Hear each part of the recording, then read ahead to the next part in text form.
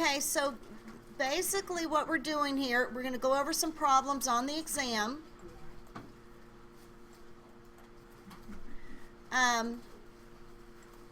Who would like to take this one? And you guys can talk as a group.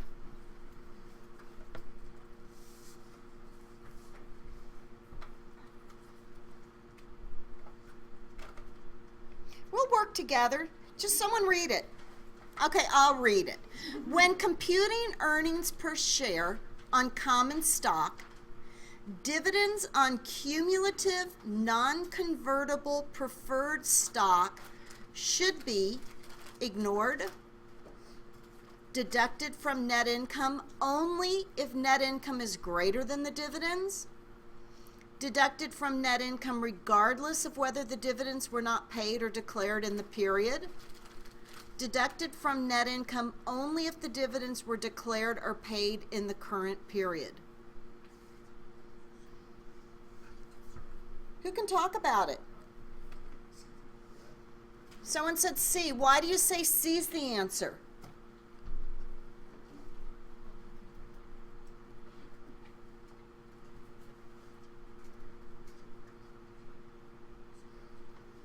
What do you think, guys?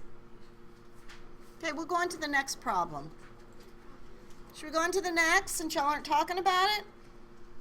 Let's go with C on the first one. Okay, earnings per share disclosures are required only for private companies, for public companies, companies that change their capital structures during the reported period, or companies with complex capital structures.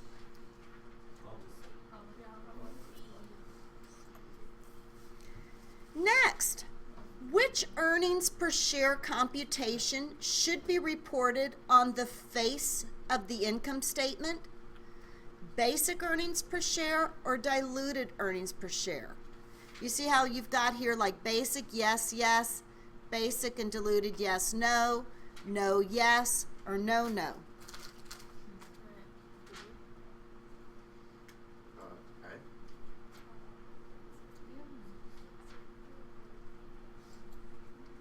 Here's another one.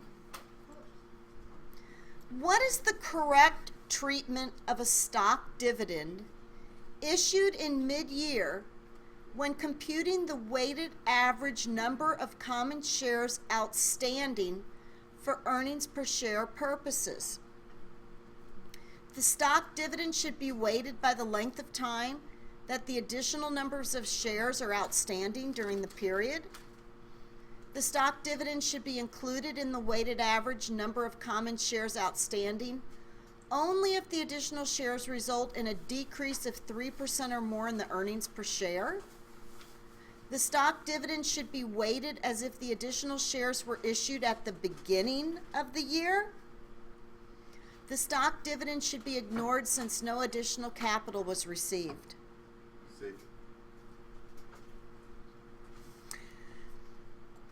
Good choice. Moving on. When computing diluted earnings per share, stock dividends are recognized only if they are dilutive,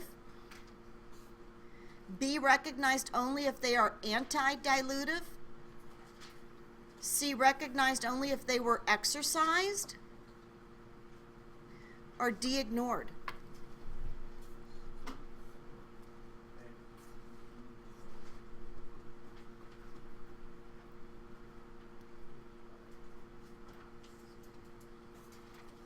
So these are the kind of questions you're going to have, okay? For purposes of computing the weighted average number of shares outstanding during the year, a mid-year event that must be treated as occurring at the beginning of the year is the A, purchase of treasury stock, B, sale of additional common stock, C, declaration and issuance of a stock dividend, or D, issuance of stock warrants.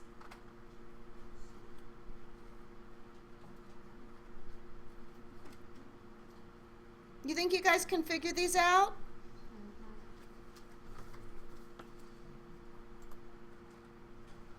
The main purpose of reporting diluted earnings per share is to A, show the maximum possible dilution of earnings, B, distinguish between companies with a complex capital structure and companies with a simple capital structure, C, indicate earnings shareholders will receive in future period, or D, provide a comparison figure for debt holders.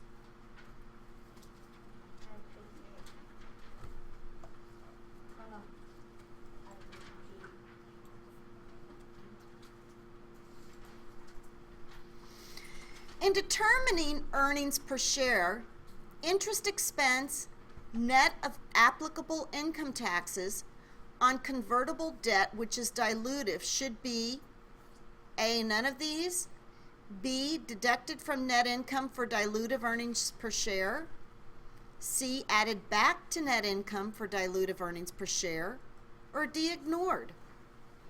C. Remember how we did this last week? Okay?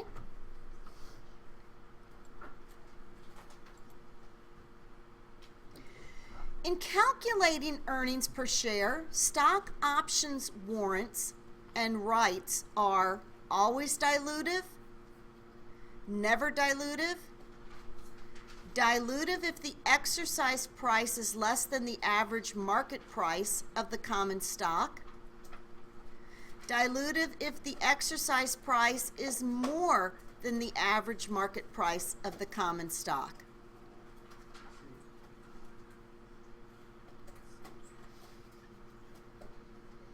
Which of the following is correct regarding the effect that dilutive convertible bonds have on the earnings per share computation? The number of shares the bonds would convert to is added to the denominator. Interest net of tax is subtracted from the numerator. The number of shares the bonds would convert to is added to the denominator. Interest net of tax is added to the numerator. The number of shares the bonds would convert to is subtracted from the denominator. Interest net of tax is subtracted from the numerator. Do you guys remember having problems like this in class last week? So you'll be able to just go and look at how we did it. Okay? The number of shares the bonds would convert to is subtracted from the denominator. Interest net of tax is added to the numerator. Make sense? Here's one. Azul Incorporated has 3,500,000 shares of common stock outstanding.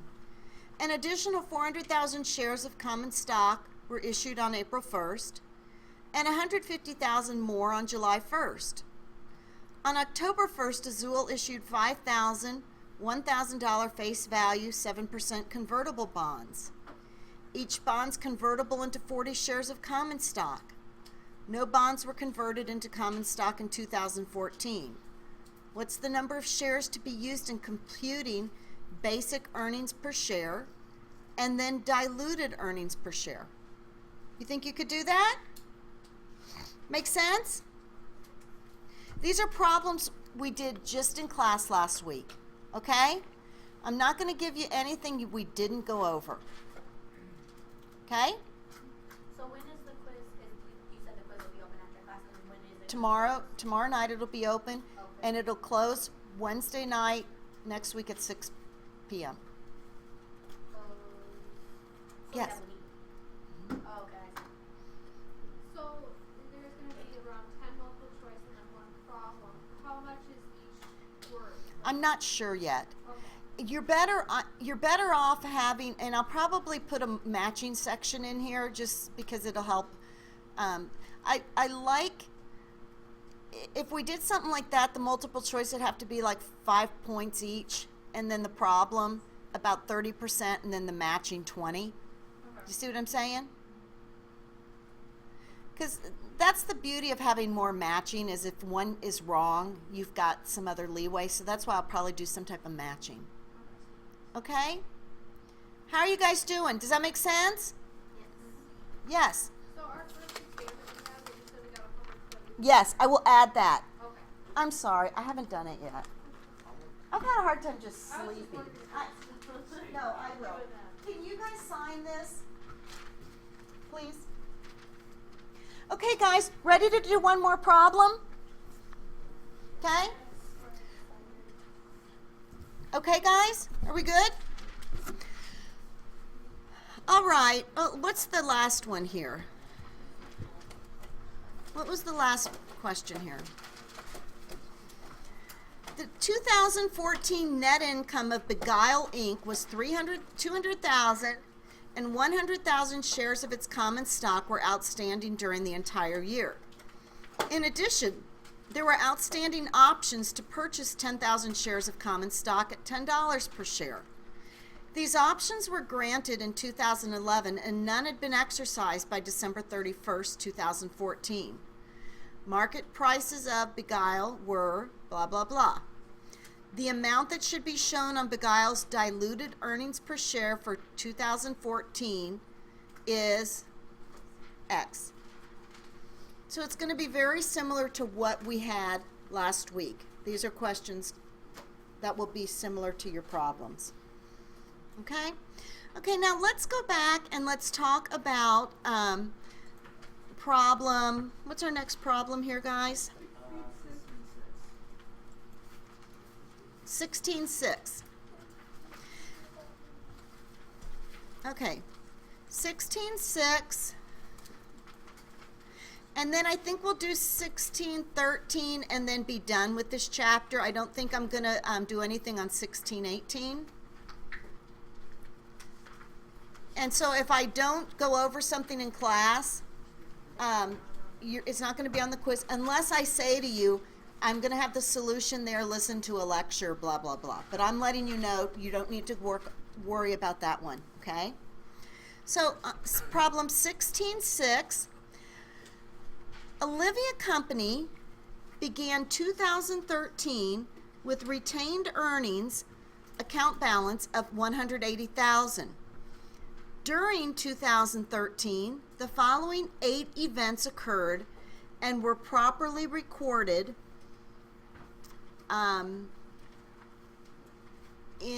by the company. So we're going to take each one of these events and let me go to the next page to figure out.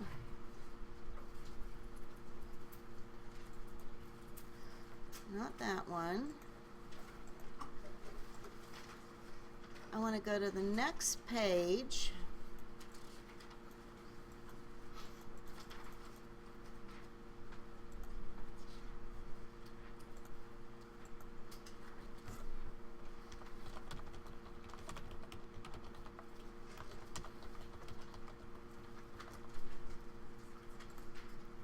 What?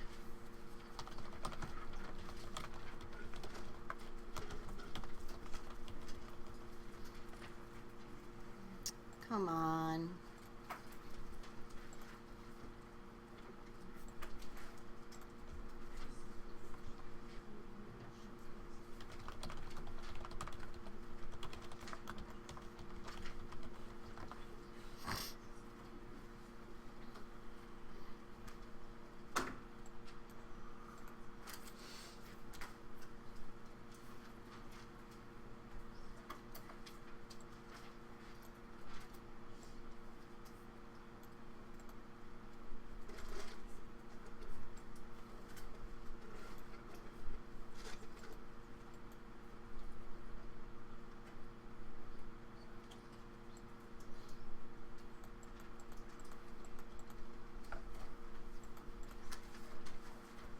What am I doing wrong?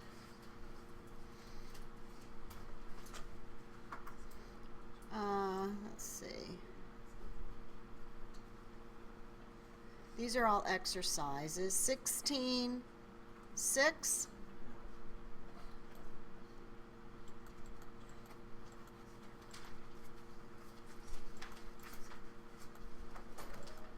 $16.6.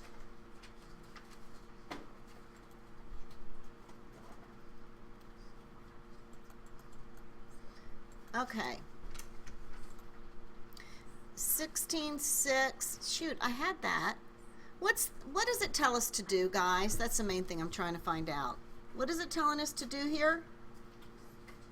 Prepare the statement of retained earnings. Okay, prepare the statement of retained earnings. So we're getting this various information. Bonds payable with a face value of 100,000. Bonds payable with a face value of 100,000 were issued on January 1st at 98. The bonds mature in 10 years. The bond provisions require the restriction of retained earnings by means of a note to the financial statements equal to 1/2 the face value of the bonds during the period the bonds are outstanding. So bonds payable with a face value of 100,000 were issued on January 1st at 98. The bonds mature in 10 years.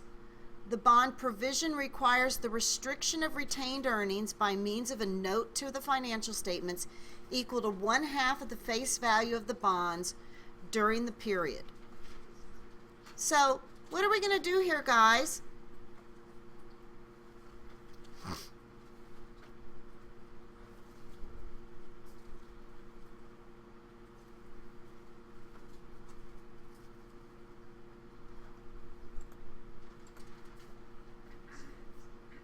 Should we probably have a little note here? Notes to the financial statement. Note A, retained earnings are restricted in the amount of how much? 1/2 of the face value. What would that be, guys? 50,000. In accordance with the provisions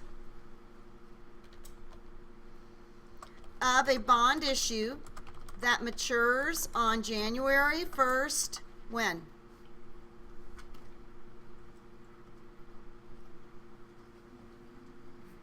(2020). The restriction applies during the period the bonds are outstanding. Okay?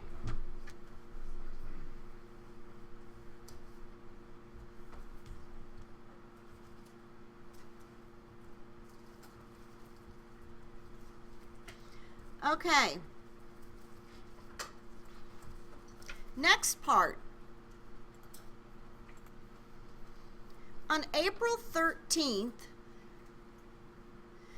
Olivia reissued 2,400 shares of Treasury stock for $25 a share. The company had reacquired these shares in 2011 at a cost of $20 per share. At that time, it had restricted retained earnings by means of a note to the financial statements and an amount equal to the cost of the Treasury shares. What are we going to do here, guys?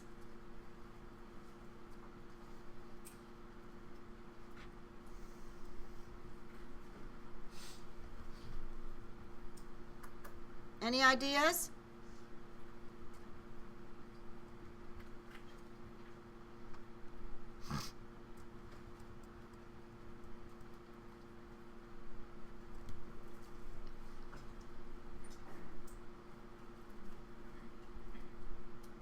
Let's look at another one. On January 5th, Olivia recalled and retired 800 shares of $100 par preferred stock at a call price of $120 per share. The stock had originally been issued for $108 per share. What would we do there?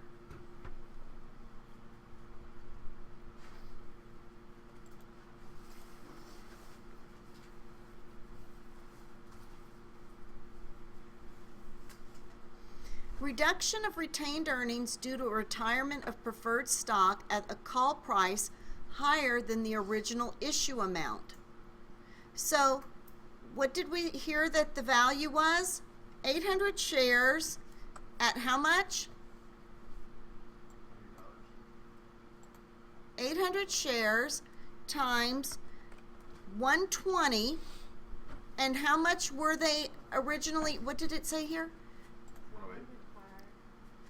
$100 par at a call price of 120 per share. The stock originally had been issued for 108 per share. So if we have 800 shares times 120 minus 108, that's going to be the difference here. 12 bucks at 800 shares is how much?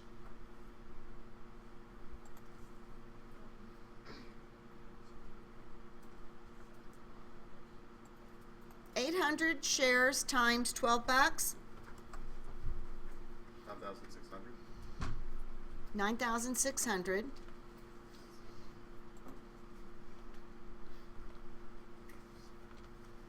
Okay.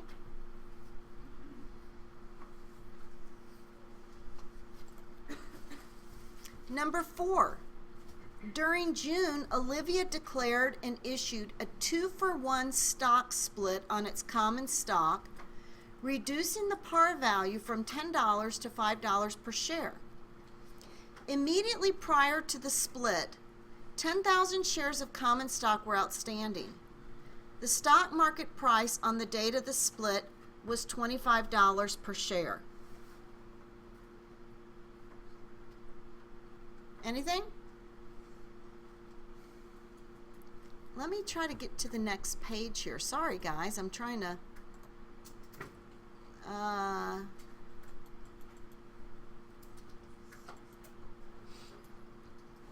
looking for 16-51.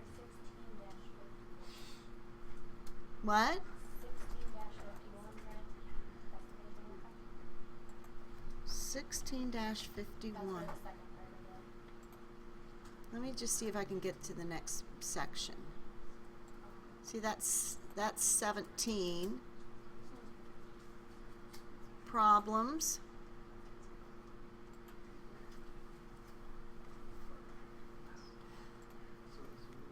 Sorry, I'm just trying to figure out what I'm doing wrong here.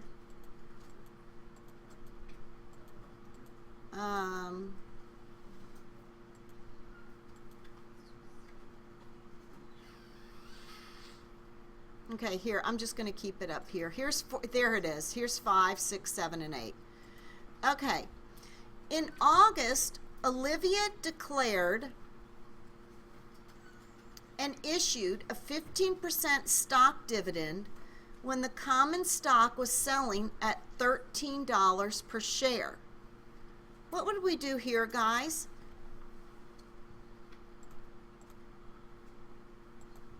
What would we do there? Stock dividend. What was the stock dividend they were going to issue?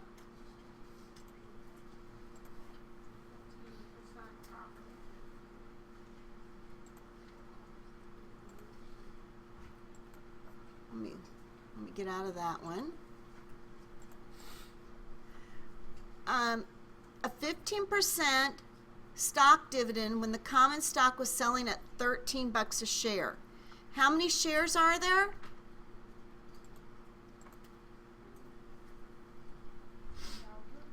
I'm sorry, what? 10,000 shares. 10,000 shares. And how are we going to calculate that? 10,000 shares times 15% times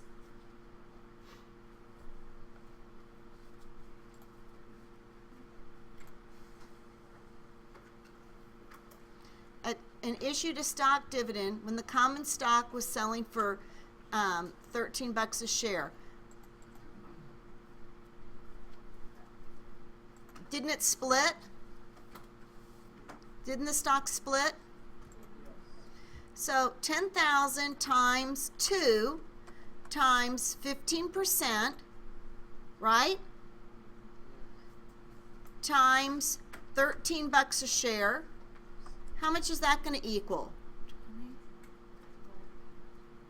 30 times 13. 39,000. Going to go up here. Okay. Let's look again. During December, Olivia declared and paid its annual $1.30 per share cash dividend on the outstanding common stock.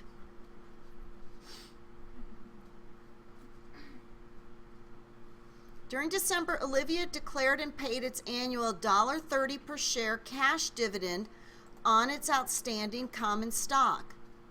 What are we going to do here?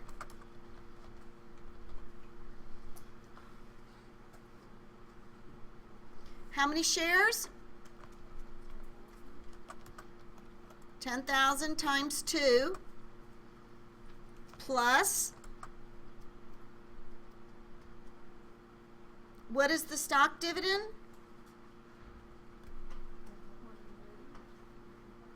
Or the cash dividend? 130? So 20,000 shares plus 10,000 times 2 times 15 times the $1.30, because didn't we issue a stock dividend? Okay, so how much is that going to be? 20,000 shares plus the 20,000 shares at 15% at $1.30 each.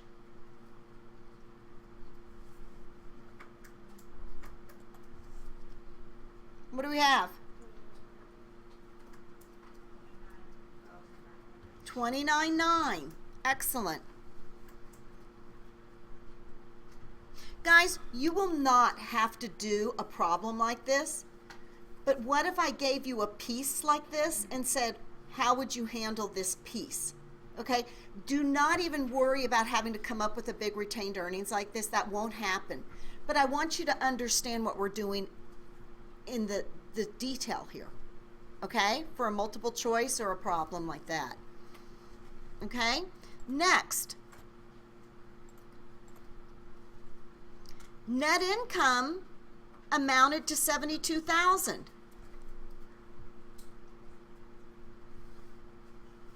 Where are we going to put that, guys?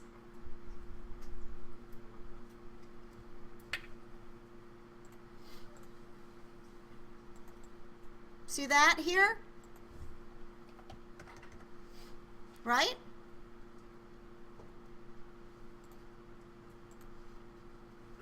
During the year-end audit, it was found that in 2012, Olivia had recorded depreciation on a particular machine twice. The error resulted in a $13,000 overstatement of depreciation during 2012. It was also found that due to the oversight, a $10,000 loss on the sale of land was omitted from the 2012 income statement. Both items are material. The company had been subject to a 30% income tax rate for several years. What are we going to do there?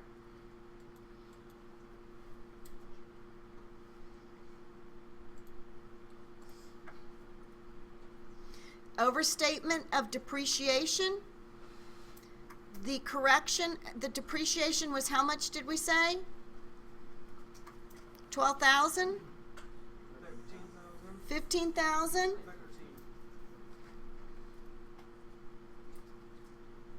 So how are we going to handle that one? A 13,000 overstatement of depreciation with the 30% income tax rate. So how is that going to ultimately affect our financial statements here? 13 minus our 3,900 is 9,100 there, right?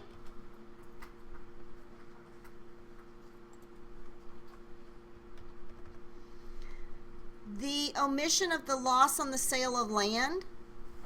How much was the loss?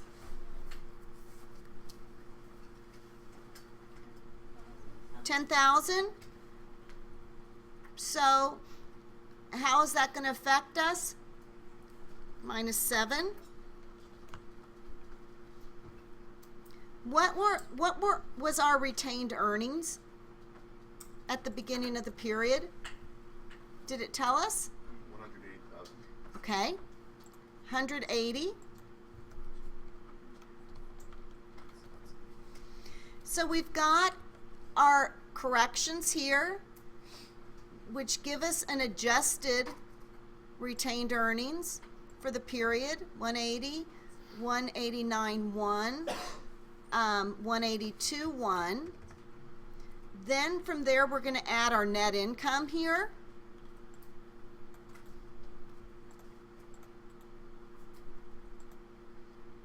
Right? Less our stock dividend, our cash dividend, our reduction in retained earnings, which is going to be ultimately how much here? 78.5. What's our retained earnings at the end of the period?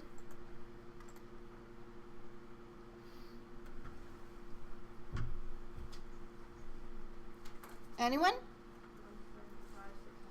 175.6.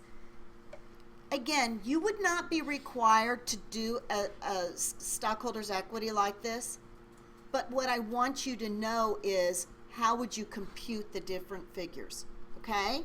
That's the point here.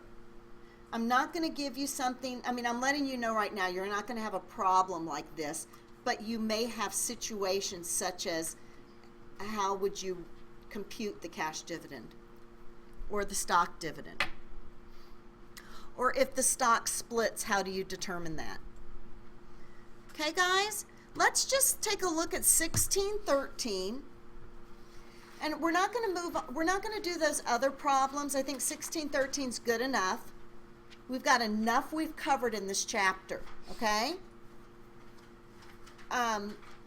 You can tell what I'm focusing on, or how to calculate the regular shares, the dilutive shares, how that is determined. That's important. Okay, 1613. Any questions, guys? Does anyone have the attendance sheet? Yeah. Great. Has everyone signed it? Are we good? It's hot in here, isn't it? We don't need anything to keep us asleep more. Okay. So, I gotta have another drink. Anyone want one?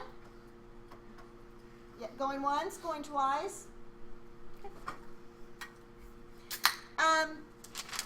I won't call on you guys unless it just is so bad that no one's talking. Okay? Okay. The last problem is, oh shoot. What's the last problem, guys? 13.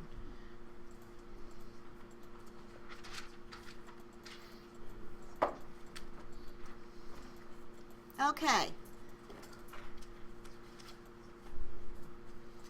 1613. Truman is a publicly held company whose shares are traded in the over-the-counter market. The shareholders' equity on December 31st, 2012 is comprised of the following. So there's some preferred stock, $100 par, 6% cumulative. What does that mean, 6% cumulative? What's it mean, guys? There are dividends in arrears. Dividends in arrears are going to be, once they decide to pay them, they're going to be included, right? Perfect. Does it say it's participating? It's just cumulative, okay? Common stock. 5,000 shares were authorized, 2,000 are issued and outstanding. God, forget it. Common stock. I must not be meant to call on you guys. Common stock, $1 par value, 150,000 shares authorized, 100,000 shares issued and outstanding, additional paid in capital, retained earnings, and stockholders' equity. Okay? Transactions during 2013 and other information were as follows. So what we need to do, determine the amounts of each of the following items, show supporting calculations. So we need to determine the prior period adjustments.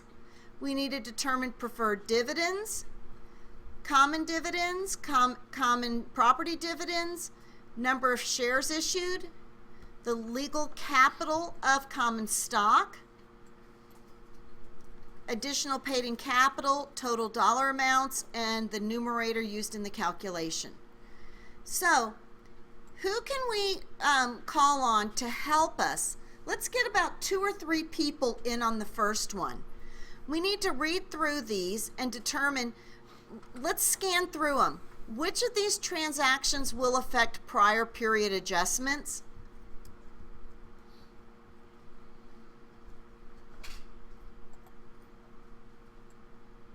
Anyone? Second last bullet point. The second to last bullet point? Is that the only one?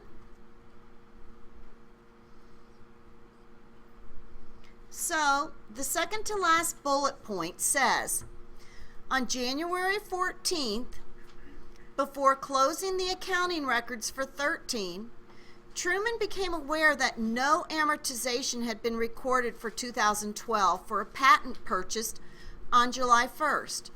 The patent was properly capitalized at $320,000 and had an estimated useful life of 8 years. Truman's income tax rate is 30%. The appropriate correcting entry was recorded on the same day. So do you think that's a good prior year adjustment entry? How are we going to go about creating that adjustment? How much was the patent for? $320? And it was for 8 years? Had a useful life of 8 years, right? And when was it purchased in the tax year? Halfway through, or 6/12ths, right? So 320,000 divided by 8 years times 6/12ths equals what? Equals 100,000? 20,000. And then we have to take into account the tax rate of, basically we get 70% of it, right? So what is that amount? 14,000. That's going to be an adjustment, isn't it? How is this an adjustment? Does this decrease net income? Increase net income? It decreases net income, right? Next, for number 2, the question is preferred dividends. Which of these problems will relate to preferred dividends, guys? Anyone?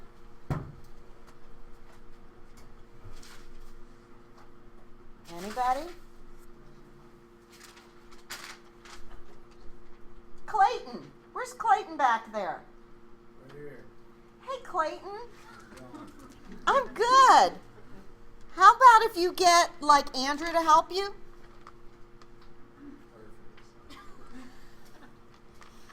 So, Clayton and Andrew. What about it, Scott? Don't think you're out of the picture yet.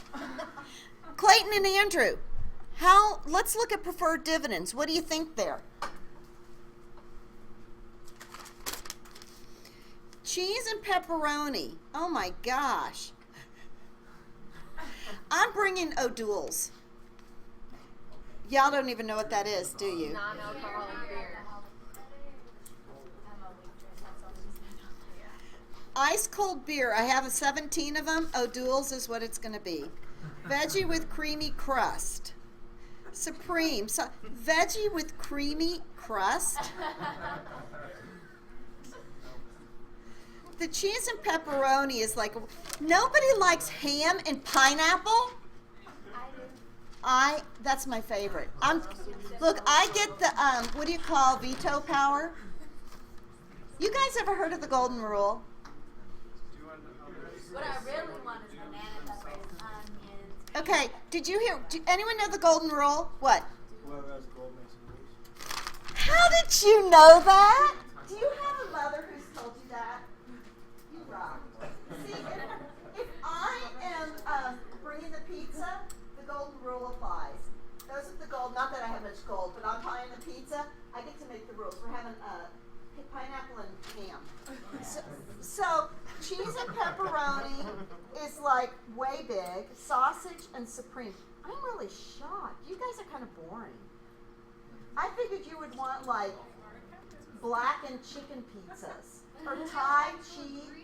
So we all tried. Yeah, we had to. I went to just so everyone could eat it.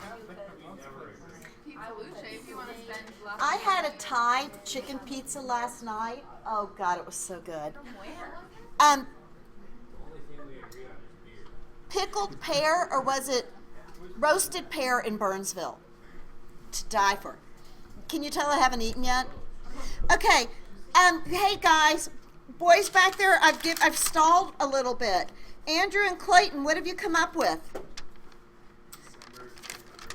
December 21st declared the required annual cash dividend on preferred stock for 2013. The dividend was paid on January 4th, 2014. Do you guys think that's right? How are we going to calculate this?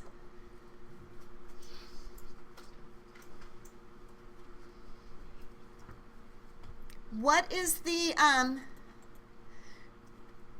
preferred dividend, preferred stock is how many?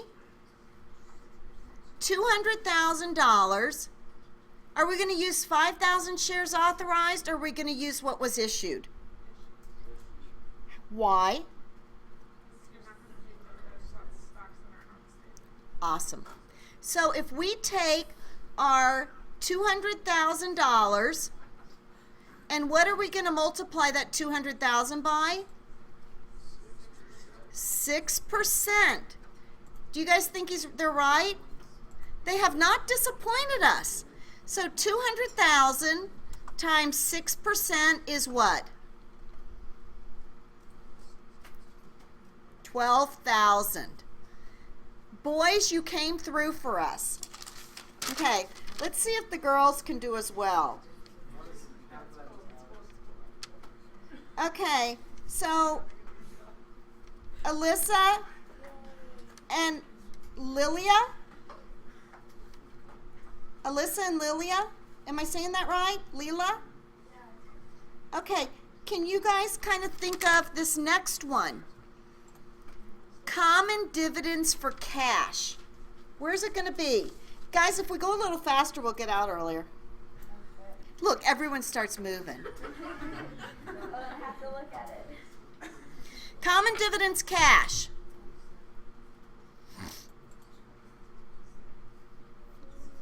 Well, the first one has the February.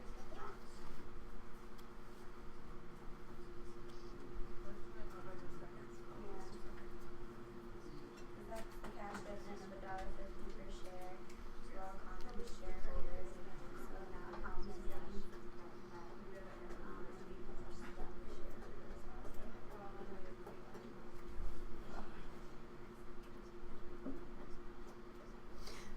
Where's it going to be, guys? So, November 2nd declared a cash dividend of $1.50 per share to all common shareholders of record November 16th. The dividend was paid on November 26th. So, we're going to pay $1.50 a share. How many, how are we going to determine this, guys? Would it be 250,000 shares? 250,000 shares? I 100,000 issued on 100,000 bucks there, $1 per share. So we've got here 100,000. What else do we have though? Do we have any other shares we've issued? We've issued 2,000 shares. Where's that? October 1st, we reissued 2,000 shares of treasury stock. And what about some treasury stock here? We purchased 5,000 shares of its own common stock. So we had 100,000 shares.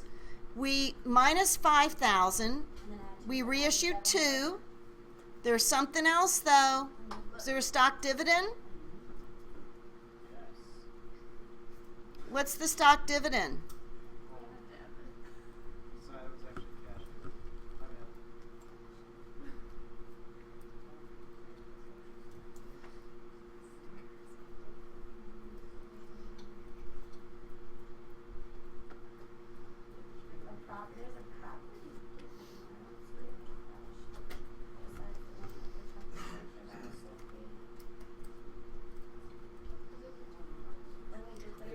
February 2nd. What happened up at the first one? Of common stock in exchange for land. Didn't that increase our common stock? So what is the total number of shares out there? We started with 100. I think it's 110. Well, we started with 100,000, then we purchased back 5. So that's 95. And then plus 297 plus 13. So we're at 110, right? How many agree? 110,000 shares.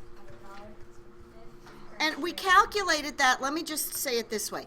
100,000 plus 2 plus 13 minus 5, right? Times $1.50 is what, guys? 110 times $1.50, 165,000. You guys agree? Do you understand how you get a problem like this and you need to figure it out? This is what you're going to be tested on, this kind of stuff. Okay? Number 4. Common dividends for property. Who can help us on this one? Tawny? Is that Tawny? Right here. Tawny, where are you? I love your name. Tawny, what do you think? Who can help Tawny? Will you scroll up a little? Kyle, where's Kyle? Kyle, can you help Tawny? Scroll up a little. I'd love to scroll up. Oh, the other way? So we can see the rest of the problem. I figured that's what you, sorry. Okay. Yeah. So what are we going to do here? Property dividends? Isn't it related to still the first one, the February 2nd, for the exchange of land or not? Declared a property dividend of marketable securities. Look at May 11th, guys. What do you think? Okay, this is, guys, really, this is the meat of what we're learning. This, I always tell people, if it was easy, you wouldn't be here. Okay? So we're on number 4, cash dividend property. Property dividends.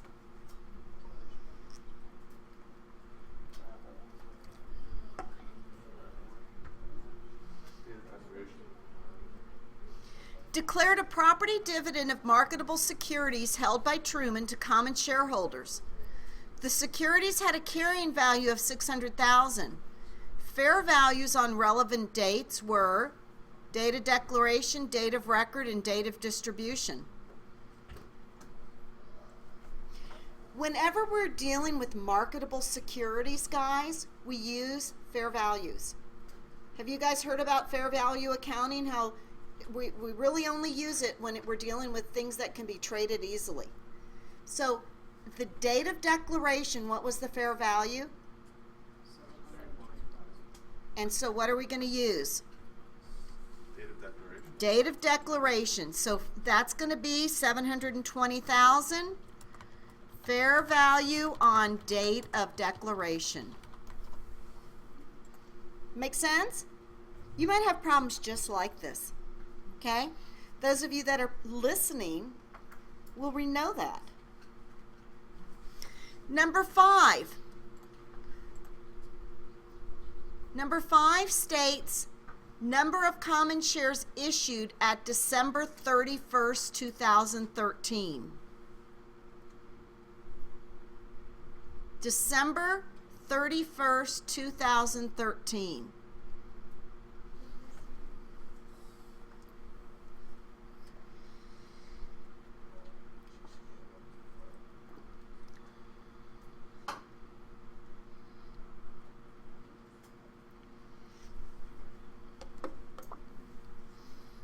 What do we have?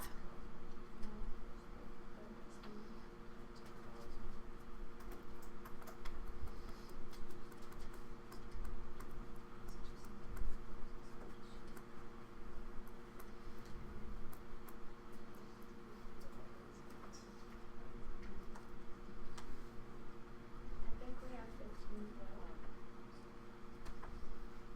Which one are we going to look at, guys? February 2nd, where you issued 13,000 shares of common stock. Yes. And then purchase. And then add in the 2,000. So, number of shares issued. What did we start with? 100,000. And then how many did we issue? 13,000. So what does that mean our total is? 113. Where do we subtract the treasury stock? This is a little tricky, I'll be honest with you. I won't give you something like this because you don't. It's just clearly saying how many were issued. I think it's a little tricky. They were recalled, but they weren't issued.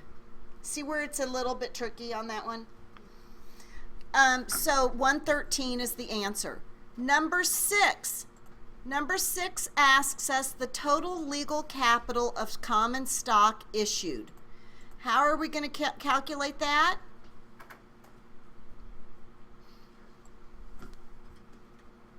If we have 113,000 shares times $1 per par, it's 113. Again, I think that's a little tricky. I'll be honest with you. You're not going to get something that's going to confuse you. It makes sense what they're asking, but because, you know, the treasury stock was purchased back or repurchased. Number 7, we've got additional paid-in capital, including treasury stock transactions. What are we going to use here?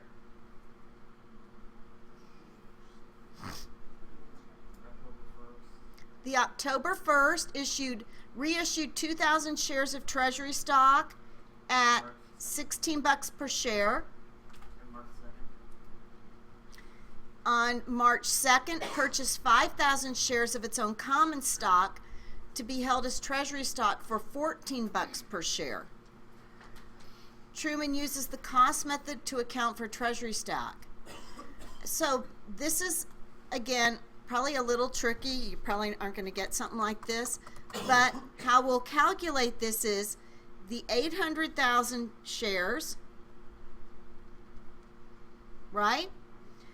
Plus, there were 13,000 shares times the, here, let me go back and see what I'm looking at. Purchased 5,000 shares of its own common stock for $14 per share. Issued 2,000 shares, resold it at 16, but it purchased it at 14. And the, let's see, treasury stock, additional paid in capital no, this is number, additional paid-in capital including common treasury stock transactions. What did we start the period with, guys? 800,000, right? And then from there, we issued 13,000 shares here, and that was at $11 a share, but the land had a carrying value on the books of 135, so 13,000 shares. The market price was 11. What's the par value? 1. So what would be the additional paid-in capital? 10. So that's a piece of it. And then we've reissued some treasury stocks, 2,000 shares. The treasury stock was issued for 16, but what did we purchase it back for?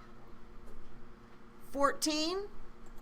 So here we're going to have our 800,000 plus our 13,000 shares that were 11 minus the par of 1, right? Plus we've got our 2,000 shares that we resold times the difference between what we sold them for, 16, minus the 14. So the 800 plus the 100 or the 13,000 shares at $10 times the 2,000 shares at $2. What is all that total?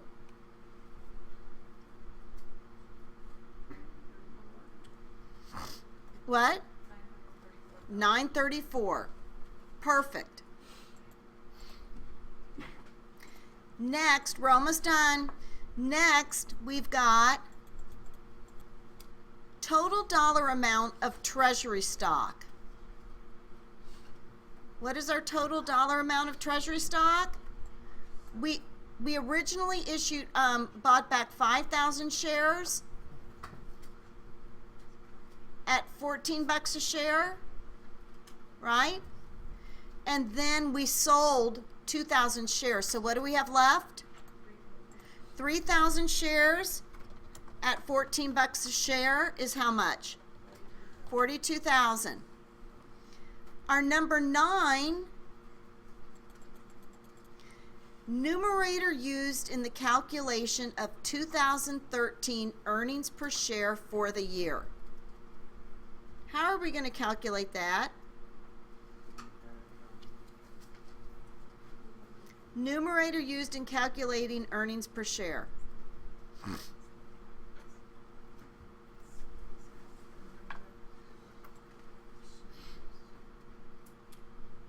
Net income minus the preferred dividends. Net income is how much? 838,000. 838,000. And what are the preferred dividends? 12,000. Perfect. 838 minus our 12,000 is what? 826. 826. You are right on. Now, what's tough in these, to be honest with you, you're given a ton of information and then you have to decipher separate ones. A lot of these multiple choice you'll have, they'll be giving you certain information. Do you know what I'm saying? This is a lot combined together. How many of you guys can grasp it? Make sense? One quick question. Yes. On number 7, when we did 13,000 times 11 minus 1, so we should use the fair value of the stock, not anything related to the land. And not anything related to what? Because the statement says that the stock was worth $11 per share, but the land had a carrying value of $135,000 and it had a fair value of $90,000. So we should use the fair value of the stock. Exactly. Good question. We use the fair value of the stock since that is what we're issuing, okay? Because we know clearly what the price of the stock is. And we're taking away the dollar because of the par value. So guys, do you want to take a break and we go over a little bit of chapter 17? Just because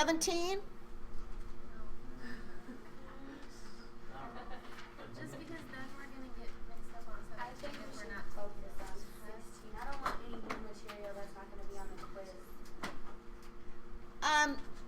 we want to go over a couple more problems on chapter 16? I think what I'll do is we'll take a break. Those of you that wish to leave, you're welcome to leave. And those that want to stay, we'll continue with doing a couple more problems with chapter 16. When we start on Wednesday of next week, we'll start clear and fresh on chapter 17. I'll send everyone out an email that shows, the quiz is open and the time. Those of you that stay, you will benefit from staying. That's all I'll say. But let's take a 5-minute break, and then you guys can, we'll keep working on chapter 16, okay? The work that we've done on I was writing most of it, but I didn't get All of this is going to be on the lecture, perfect. okay?